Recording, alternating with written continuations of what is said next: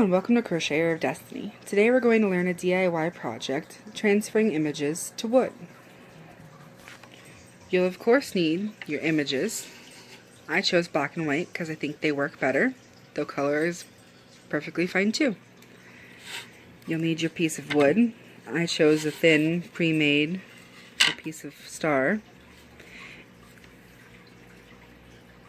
You'll need a large paintbrush, scissors, a gel medium glue. Mine is Liquitex. You can also use Mod Podge. And you'll need a clear acrylic sealer. Mine is Mod Podge. First, you want to make sure your wood is clean by brushing everything off of it. Especially if you're cutting your own piece of wood, you really want to make sure to get all the dust off the surface or your image won't transfer properly. Then, once you've arranged your images to fit on your wood and cut them anywhere necessary,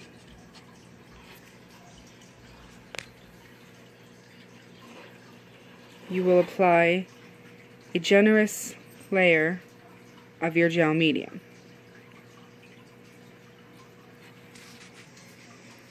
Due to the unusual shape of my project, I've already chosen my images, shaped them to fit the star, and now I'm going to cut them, and I'll meet you back here in a second to show you how to apply the glue and the images. Now that I've added my nice thick layer of glue and applied my images, I left open spaces because I'll be decorating around the edge, so they'll be hidden. I keep pressing down on it as it starts to dry. Careful not to lift it up with your hands.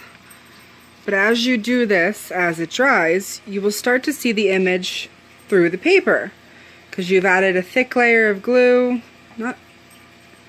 and you have pushed down to really bond the glue and paper together to the wood. So that's what you want to see. And now we'll leave it sit overnight, a good 8 to 10 hours time, and we'll check back tomorrow. Now that our project has sat overnight, it's ready for the next stage. I suggest warming it up a little if you're in a colder season like I currently am. So just rub it until it's warmer, so it's not chilled. Now for me personally, I left little spaces that you might be able to see because they add to a rustic feel on the finished project. So next you're going to want a glass of water. Not quite warm water, but like lukewarm water. And a sponge that you don't mind, not a dirty sponge. And a sponge that you don't mind using. And you're going to take your sponge and your water. You're going to wet your project. You're going to want a nice layer of water at first so that it really soaks into the top layer of paper. And you'll see your images start to appear. So like that, if there's a spot that's not as wet, just re-wet it. So a nice layer of water. I find that if you put water on the whole thing, or too much water on the whole thing, and then you don't begin rubbing it off fast enough, it ruins it just as much as if you hadn't put enough water on.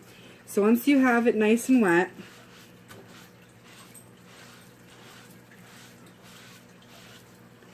you're going to start rubbing it. Just real gentle rubbing motions. If you push too much or rub too much in one area, you're going to remove the picture itself, like the color part that you want to leave behind. So you're just going to rub real gently.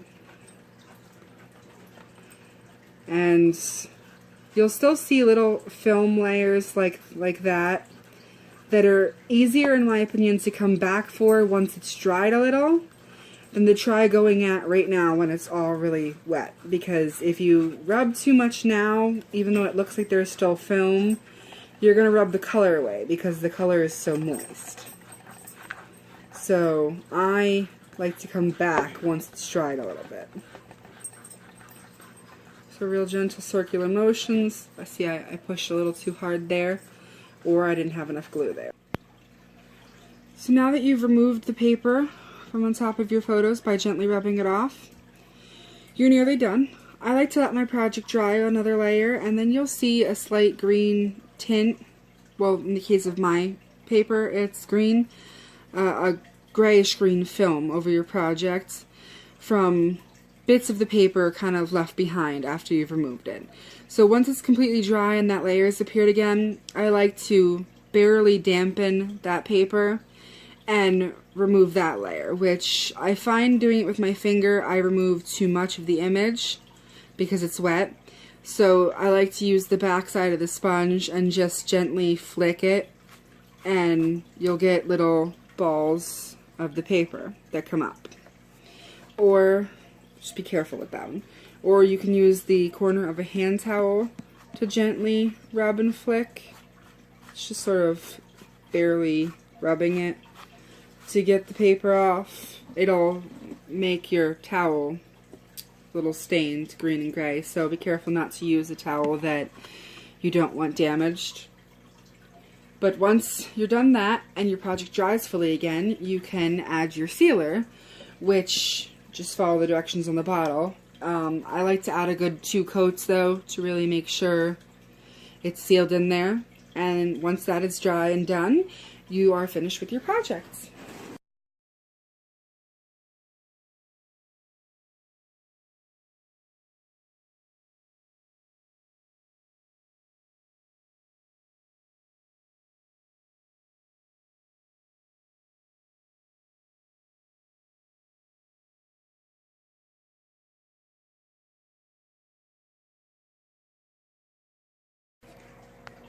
Now you've learned how to DIY photo transfer to wood.